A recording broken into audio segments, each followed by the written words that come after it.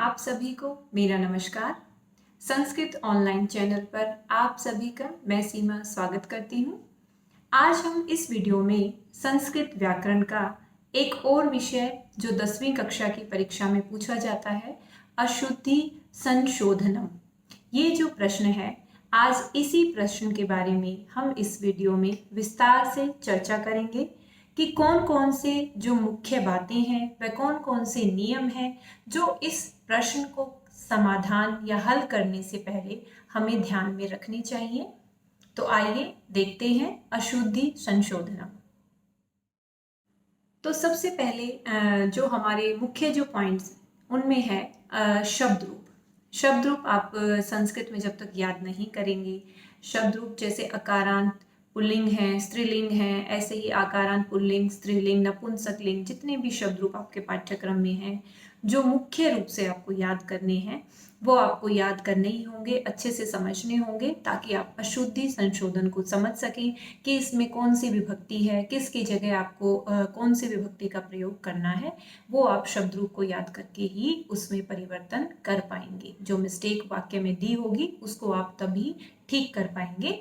और दूसरा है जो आपके शब्द रूप होते हैं सर्वनाम शब्द रूप, जैसे तत्, एतत्, युष्मद्, अश्मद्, किम शब्द रूप, ये जो है इनको भी आप तीनों लिंगों में अच्छे से याद कर लेंगे। तो आप अच्छे से जो आपका अशुद्धि संशोधन, जो भी आपका एरर वाला जो क्वेश्चन आता है उसमें आप समझ पाएंगे कि इसमें क्या गलती है और हमें इसमें क्या ठीक करना है। उसके बाद है धातु रूप। धातु रूप भी आप अच्छे से समझ लें। पांचों लकारों में मैंने आपको धातु रूप की अलग से वीडियो आपके लिए बनाई है, आप उसको जरूर देखें व समझें। एक धातु आप अच्छे से कम याद कर लें। जब आप पांचों लकारों में उस धातु को याद कर लेंगे तो जो आसान सिंपल जो अनुवाद है आप उसको आसानी से कर सकते हैं। तो धातु रूप जो है आप पहले कंठस्थ जरूर कर लें इस प्रश्न को करने से पहले। और उसके अलावा विशेषण व विशेषक आप ध्यान रखें। जो भी वाक्य आपके सामने अशुद्धि संशोधन में पूछे जाएंगे, आप ध्यान रखें कि जो भी प्रश्न पूछा गया है, चाहे उसमें विशेषण पूछा है या विशेष्य, ठीक है, जिसको भी अंडरलाइन किया गया है उसका आप लिंग, विभक्ति, वचन सब ध्यान रखेंगे। उसी के अनुसार आपको उसका परिवर्तन करना होगा। तो ये सब महत्वपूर्ण बातें हैं जो इस प्रश्न को करने से पहले आपको ध्यान रखनी है। आगे बढ़ते हैं। अब पाठ्यक्रम के अनुसार अशुद्धि संशोधन में कौन कौन से जो पॉइंट्स हैं जिनके ऊपर हमें आज चर्चा करनी है। तो जो पाठ्यक्रम है आपका 10वीं कक्षा का, उसमें लिंग, वचन, पुरुष व लकार की दृष्टि से हमें अशुद्धि संशोधन पर ध्यान देना है। तो हम एक एक पर अलग से चर्चा करेंगे। उससे पहले बहुत ही महत्वपूर्ण जो ये तालिका मैंने आपके सामने बनाई है, इसको तो आप बिल्कुल ही अच्छे से कंठस्थ कर लें। अगर ऐसा भी आप कर लेंगे तो काफी हद तक आप इस प्रश्न का समाधान कर पाएंगे। ठीक है, इसमें जो है मैंने तीनों पुरुषों के बारे में बताया हुआ है। जैसे सबसे पहले हमारा प्रथम पुरुष, जिसको हम अन्य पुरुष कह सकते हैं, और उसमें किसी का नाम भी आ सकता है, वो भी प्रथम पुरुष में होगा। उसके बाद है श्रोता के लिए हमारा मध्यम पुरुष आता है। और उसके बाद है बोलने वाला या स्वयं के लिए क्या आता है, उत्तम पुरुष का प्रयोग होता है। ये मैंने धातु रूपों में भी आपको अच्छे से समझाया है तीनों पुरुषों के बारे में। और अब हम इसका कुछ उदाहरण देख लेते हैं कि कैसे वाक्यों में हमें इस चीज का ध्यान रखना है। जैसे मैंने सामने आपके लिखा हुआ है कर्ता और क्रिया, तीनों पुरुषों में मैंने इसका उदाहरण देकर आपके सामने टेबल बनाई हुई है। तो सबसे पहले है जैसे प्रथम। प्रथम के आगे मैंने लिखा है सह कर्ता में और ओब्लिक करके सा लिखा है। तो जो सह होता है वो पुल्लिंग में होता है, अर्थात पुल्लिंग में किसी भी व्यक्ति के लिए आप सह का प्रयोग करेंगे कि वह, या सा स्त्रीलिंग में प्रयोग करेंगे। कोई भी जब स्त्रीलिंग में किसी के लिए आप बोल रहे हैं तो आप बोलेंगे सा, या इसी की जगह आप किसी का नाम भी प्रयोग कर सकते हैं, राम है, श्याम है, सीता, गीता, इस तरीके से। और उसके लिए आप जो धातु है आपकी वो भी क्या होगी, एक वचन में ही होगी। जैसे यहाँ पर क्रिया लगी है पठ धातु की, पठती, तो सह पठती, सा पठती, रामः पठती या सीता पठती। इस तरीके से आपका जो है लट लकार में ये अनुवाद हो रहा है एक वचन में। तो ये बहुत सिंपल चीजें हैं जो आप हर लकार में ही इसको समझेंगे। जो सह और सा है उसके साथ जो मैंने यहाँ पर पठती लगाया है, लट लकार का प्रयोग मैंने इस टेबल में दिखाया है। आप पांचों लकारों का इसी तरीके से प्रयोग करेंगे। यहाँ पर पट्टी लगाया है। अगर आपके सामने लोट लकार का वाक्य आता है, सह और सा के साथ लगाना है तो आप वो लगा देंगे एक वचन में, जैसे पठतु आ गया। अगर लंग लकार का आता है तो अपठत आ गया स सा के साथ, क्योंकि प्रथम पुरुष है, हमारा प्रथम पुरुष स सा है, तो क्रिया भी हमेशा प्रथम पुरुष एक वचन की ही लगेगी। ठीक है, और ऐसे ही लिट लकार है तो पठिष्यति आ जाएगा। तो इस तरीके से हमें ध्यान रखना है कि हमारा जो कर्ता है वो प्रथम पुरुष एक वचन का है, प्रथम पुरुष द्विवचन का है, या प्रथम पुरुष बहुवचन का है। उसी के अनुसार जो हमारी क्रिया है वो प्रथम पुरुष या मध्यम पुरुष या उत्तम पुरुष की लगेगी। ये बहुत ही महत्वपूर्ण बात है कि कर्ता और क्रिया के जो लिंग वचन व पुरुष हैं वो समान होने चाहिए। तो ऐसे ही आगे उदाहरण देखते हैं। द्विवचन में त्वौ, जैसे सह तौ होता है, तौ वे दोनों, जैसे किसी के बारे में, वे दो के बारे में हम बात कर रहे हैं पुल्लिंग में, तो तौ, या स्त्रीलिंग में ते होता है, सा ते, और पठते है, पठती के बाद क्या आता है द्विवचन में, पठते हैं। और उसके बाद से तौ ते का क्या मतलब है, वे या वे सब लोग बहुवचन में, तो ते के साथ पठंती। ऐसे ही सा ते ताहा, वे सब महिलाएं, या वे सब कोई भी स्त्रीलिंग में जिनके लिए हम प्रयोग करते हैं तो ताह शब्द का प्रयोग होगा, पठंती। अब हम मध्यम पुरुष में देखते हैं। मध्यम में सिर्फ क्या होता है, त्वम। त्वम जो होता है, आप ध्यान रखें, मध्यम पुरुष एक वचन में त्वम के साथ क्या आता है, पठसी। और द्विवचन युवाम, तुम दोनों में पठथः, और बहुवचन में यूयम पठत, तुम सब पढ़ रहे हो। तो ये सब लट लकार में हम कर रहे हैं। ऐसे ही आप त्वम के साथ कोई भी लकार लगा सकते हो, लेकिन मध्यम पुरुष की क्रिया का ही वहां पर प्रयोग होगा, जैसे पठिष्यसि त्वम के साथ, ठीक है, खादिष्यसि, और युवाम के साथ फिर पठिष्यथः, और यूयम के साथ पठिष्यथ। तो आप ये साथ साथ में ध्यान रखें कि आपका जो कर्ता है उसी के अनुसार आपकी क्रिया चल रही है। उसके बाद उत्तम पुरुष। उत्तम पुरुष जो है अहम आवाम वयम, तो अहम के साथ हम क्रिया भी उत्तम पुरुष की लगाएंगे। तो हमारी जो पठ धातु का लट लकार है उसका उत्तम पुरुष एक वचन क्या होगा, पठामी। अहम पठामी, मैं पढ़ता हूँ। आवाम पठावह, हम दोनों पढ़ते हैं। या वयम पठामह, हम सब पढ़ते हैं। तो ये तो हमने लट लकार में इस टेबल को समझा है। ऐसे ही आप किसी भी लकार को इन्हीं के सामने लगा सकते हैं। कर्ता आपका वही रहेगा और पूरी टेबल आप दूसरे लकार की इसके सामने लिखें। आपका अनुवाद लोट लकार में बनकर तैयार हो जाएगा, लंग लकार में, लिट लकार में, विधिलिंग में। सिर्फ आपको कर्ता और कर्ता का ध्यान रखना है कि कर्ता को आपको ऐसे ही याद करना है। इस टेबल को अच्छे से याद कर लें। से तौ ते वाली, त्वम युवाम यूयम, अहम आवाम वयम, बार बार लिखकर इसका अभ्यास करें, क्योंकि इसमें से काफी सारे प्रश्न पूछे जाते हैं। तो ये आप अच्छे से याद कर लेंगे तो आपको काफी सारी आपकी समस्या इससे सॉल्व हो जाएगी। उसके बाद अशुद्धि संशोधन के जो पाठ्यक्रम के अनुसार पॉइंट हैं वो जैसे लिंग के अनुसार है। अब लिंग के अनुसार हमें बहुत सारी चीजें इसमें देखनी होंगी। लिंग में हम सिर्फ ये नहीं देख सकते कि ये सिर्फ पुल्लिंग है। पुल्लिंग के साथ हमें देखना होगा पुल्लिंग में विभक्ति कौन सी है, वचन कौन सा है, ठीक है, या क्रिया, किस चीज का हमें परिवर्तन इसमें करना है। तो जैसे मैंने कुछ उदाहरण लिए हैं, जैसे एक लिया है पहला उदाहरण, इयम बालक है अस्ति। इयम बालक है अस्ति, यह है बालक है। अब इयम क्या है, इयम की जगह हमें यहाँ पर परिवर्तन करना है। इयम तो स्त्रीलिंग होता है, तो यहाँ पर पुल्लिंग के स्थान पर स्त्रीलिंग का प्रयोग हुआ है। तो बालक है पुल्लिंग है, तो हमें अयम शब्द लगाना पड़ेगा यहाँ पर। अयम बालक है अस्ति, यह बालक है। तो यहाँ पर ऐसे हमने समझ लिया कि जो बालक है वो पुल्लिंग है। तो इस तरीके से ही आपको वाक्य को देखकर समझना होगा कि ये पुल्लिंग में है, स्त्रीलिंग में है, या नपुंसकलिंग में है। ऐसे ही विशेषण विशेष्य का मैंने इसमें एक वाक्य लिया है, जैसे रमा गुणवान अस्ति। अब गुणवान शब्द क्या है, ये तो पुल्लिंग में है, तो रमा के साथ क्या आएगा, गुणवती। रमा गुणवती अस्ति, ठीक है। तो गुणवान जो है हमारा एक वचन में ही था, और तो स्त्रीलिंग में भी जो हमारा गुणवती एक वचन में। उसके बाद पुल्लिंग के स्थान पर नपुंसकलिंग का एक वाक्य लिया है, जैसे रामः विनम्रम अस्ति। रामः विनम्रम, अब राम जो है पुल्लिंग है, ठीक है, तो रामः के साथ विनम्रम न आके विनम्रः आ जाएगा। रामः विनम्रः अस्ति। तो ये जो दूसरे आपके सामने अलग से हाईलाइट करके शब्द लिखे हुए हैं उनकी जगह हमें परिवर्तन करना है। उसके बाद है स्त्रीलिंग के स्थान पर पुल्लिंग। ये देखिए, कोई भी इस तरीके के बहुत तरीके के वाक्य आपके सामने आ सकते हैं। कुछ मैंने उदाहरण आपके सामने दिखाए हैं। आप समझ बस ये लें कि हमें वाक्य को देखकर ये समझना है कि ये किस लिंग का वाक्य है।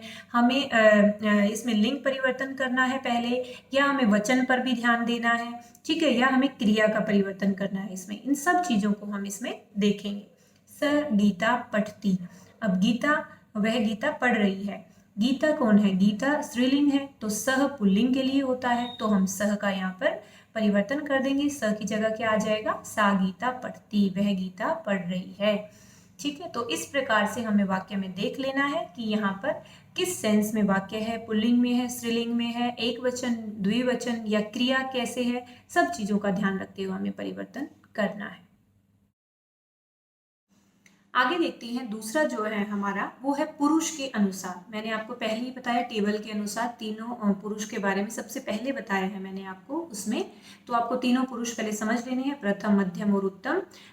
और उसके बाद उसमें भी हमें पुरुष में भी तीनों वचनों का ध्यान रखना है, ठीक है, लिंग का ध्यान रखना है, क्रिया का ध्यान रखना है। उसमें से तीनों तरह के वाक्य आ सकते हैं, और विशेषण विशेष्य भी आ सकता है उसमें। आगे देखते हैं, जैसे एक उदाहरण लिया है, मध्यम पुरुष के स्थान पर प्रथम पुरुष है यहाँ पर, जैसे त्वम पुस्तकम पठती। ठीक है, तो यहाँ पर त्वम जो है उसको हमें शुद्ध करना है, तो त्वम की जगह पठती। अब हमें पूरा वाक्य हमने देखा, पठती कहाँ पर आता है? पठती तो हमारा प्रथम पुरुष एक वचन है, लेकिन यहाँ तो मध्यम पुरुष लगा है, तो प्रथम पुरुष क्या होता है? सह। ठीक है, सह पुस्तकम पठती। ठीक है, आगे है उत्तम पुरुष के स्थान पर हमारा क्या है, देखते हैं इसमें, अहम गृहम गच्छावह। ठीक है, तो अहम गृहम गच्छावह, अहम को हाईलाइट किया हुआ है यहाँ पर, तो गच्छावह। अब हम देख लेंगे गच्छावह कहाँ पर आता है, लट लकार है हमारा, और ये तो उत्तम पुरुष है, तो वैसे तो अहम भी उत्तम पुरुष का है, लेकिन गच्छावह क्या है, ये तो द्विवचन है। तो अहम आवाम वयम, तो आवाम जो है वो हमारा द्विवचन है, तो हमें कर्ता भी जो है अपना वो द्विवचन का लेना होगा, क्योंकि क्रिया जो गच्छावह है वो भी द्विवचन की है। ठीक है, ये सब आप तभी कर पाएंगे जब आपको अच्छे से धातु याद होगी, और पुरुष के हिसाब से आप उस जो तीनों पुरुषों के हिसाब से, वचनों के हिसाब से उसको समझ पाएंगे। आपके माइंड में ये चीज हमेशा याद रहनी चाहिए, तो आप तभी यहाँ पर अहम की जगह आवाम कर पाएंगे। आगे है उत्तम पुरुष के स्थान पर प्रथम पुरुष। ये कुछ उदाहरण मैंने जो लिया आपके सामने, आवाम नृत्यतः। अब आवाम यहाँ पर लगा हुआ है, आवाम की जगह क्या करेक्शन हमें करनी है, नृत्यतः। अब नृत्यतः कहाँ पर आता है? अब सिंपल है, ये तो लट लकार है, नृत्यति, नृत्यतः, नृत्यन्ति, तो ये तो प्रथम पुरुष का द्विवचन है, तो हमारा द्विवचन क्या होता है? सह, तौ, ते, तो तौ है इसमें, वे दोनों नाच रहे हैं। आवाम नहीं आएगा, क्योंकि आवाम तो उत्तम पुरुष का है, क्रिया हमारी प्रथम पुरुष की है, तो हमें क्योंकि उसको ठीक करना, हमें देखना है कि अंडरलाइन जो है उस पे ऊपर हमें ध्यान देना है, फिर हमें सही वाक्य के अनुसार उसको करेक्ट करना है, जो भी उसमें एरर है, जो भी गलती है। तो यहाँ पर तौ नृत्यतः, वे दोनों नाच रहे हैं। आगे है तीसरा हमारा वचन के अनुसार संशोधन। तो वचन में भी हम बहुत सारी चीजों को देखेंगे। हो सकता है वाक्य में क्रिया के बारे में पूछा हुआ हो सकता है उसमें लिंग, विभक्ति, किसी के बारे में भी, पुरुष किसी के बारे में भी पूछा जा सकता है, वो वाक्य पढ़कर हमें पता लगेगा। तो जैसे वचन में, जैसे मैंने एक उदाहरण लिया है, तानी पुस्तकम संति। अब यहाँ पर बहुवचन के स्थान पर एक वचन का प्रयोग होना चाहिए, क्योंकि तानी, वे सब। अब तानी हमें पता है बहुवचन है, और पुस्तकम तो एक वचन है, लेकिन हमें पुस्तकम को जो है यहाँ पर चेंज करना है। ठीक है, तो पुस्तकम की जगह क्या आ जाएगा? पुस्तकानी। तानी पुस्तकानी संति, तो हमने उसके हिसाब से उसको चेंज कर दिया कि वे सब पुस्तकें हैं। ठीक है, क्योंकि तानी जो है वो बहुवचन में था और पुस्तकम एक वचन में था, लेकिन हमें दोनों को बराबर करना है, दोनों को बहुवचन में करना है, तो तानी पुस्तकानी संति। तो हम वाक्य को पढ़कर ये जान पाएंगे कि प्रश्न में हमसे क्या पूछा गया है और हमें क्या उसमें अशुद्धि संशोधन करना है। अगला जो है बालकौ खेलंती। ठीक है, इसमें जो है बालकौ खेलंती, अब इसमें बहुवचन के स्थान पर द्विवचन है, ठीक है।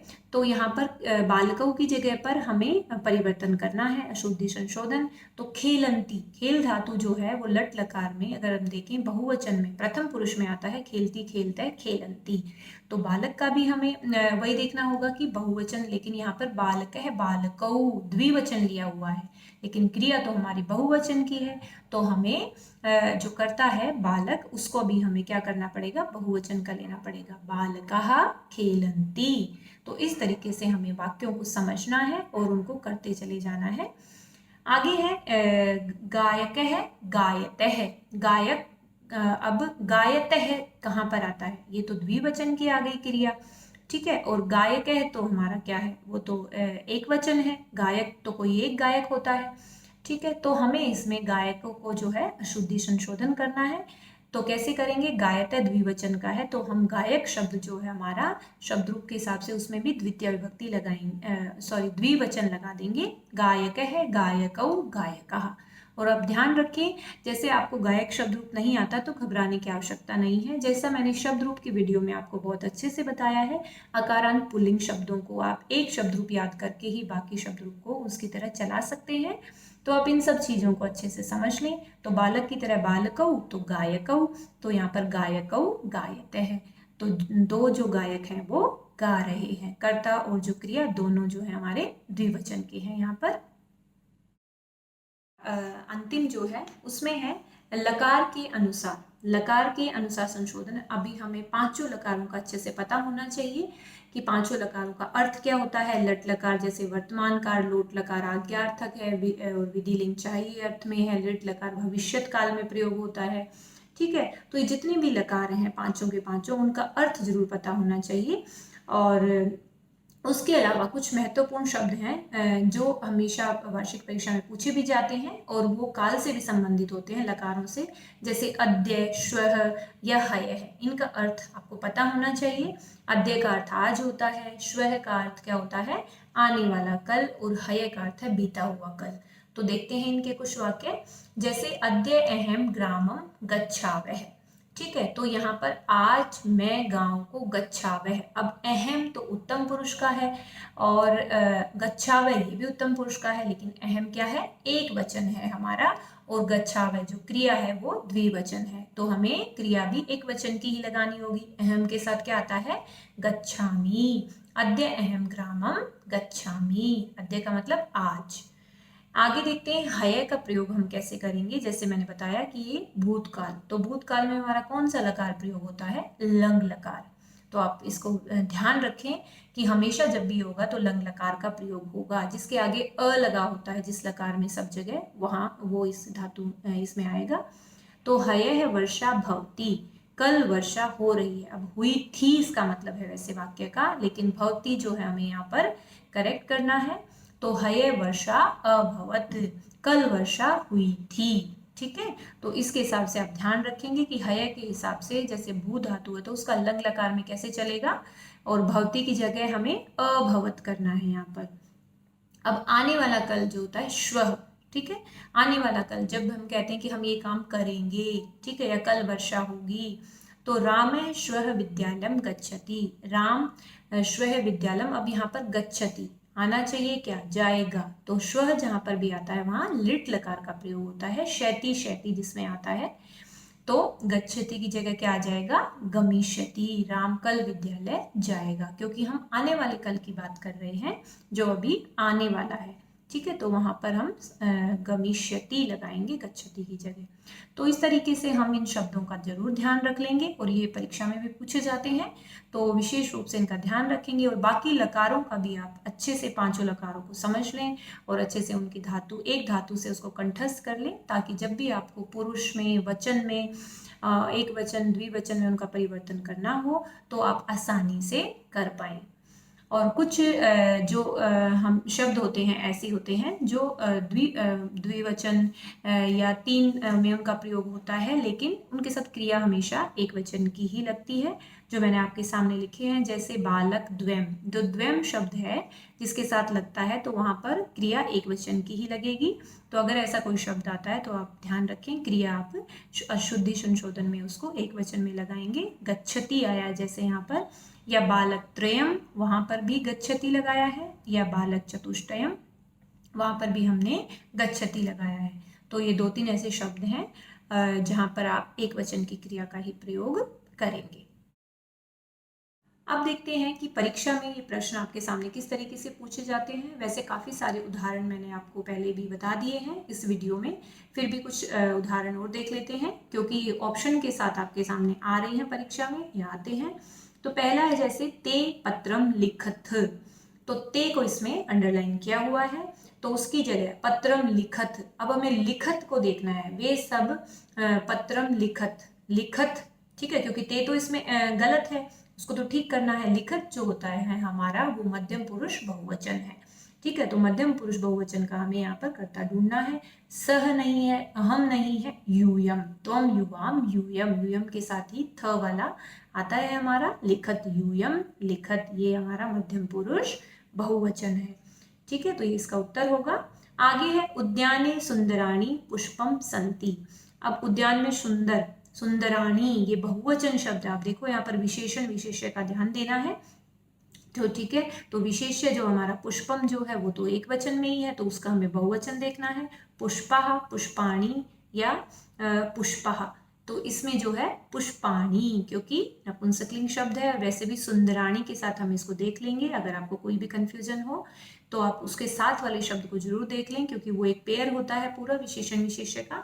तो सुंदराणी पुष्पाणी संति। अगला है सह मम पुस्तिका अस्ति।